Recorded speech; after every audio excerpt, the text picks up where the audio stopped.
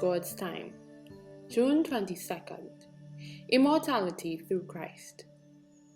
For he saith, I have heard thee in a time accepted, and in the day of salvation have I succoured thee.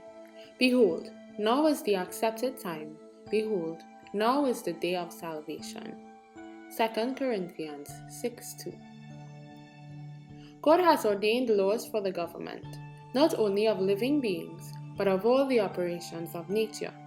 Everything is under fixed laws which cannot be disregarded. Like the angels, the dwellers in Eden had been placed upon probation. Their happy estate could be retained only on condition of fidelity to the Creator's law. They could obey and live, or disobey and perish. God had made them the recipients of rich blessings, but should they disregard His will, He who spared not the angels that sinned could not spare them. Transgression would forfeit His gifts and bring upon them misery and ruin. Patriots and Prophets 52 and 53. Adam and Eve transgressed the law of God. This made it necessary for them to be driven from Eden and be separated from the tree of life, to eat of which after their transgression would perpetuate sin. Death entered the world because of transgression, but Christ gave His life that man should have another trial.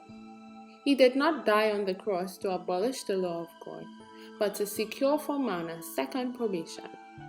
He did not die to make sin an immortal attribute. He died to secure the right to destroy him that had the power of death, that is, the devil.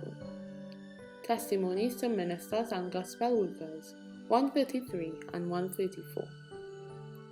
It is impossible for men to secure the salvation of the soul after death. This life is the only time given to man in which to prepare for eternity. Christ Object Lessons 263. Probation is granted to all, that all may form characters for eternal life. An opportunity will be given to all to decide for death or life. The probation of those who choose to live a life of sin and neglect the great salvation offered closes when Christ's ministration ceases just previous to His appearing in the clouds of heaven. Testimonies for the Church 2:691.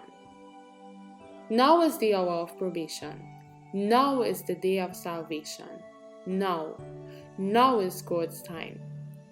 Testimonies for the Church 2:102. From the Faith I Live By, page 117.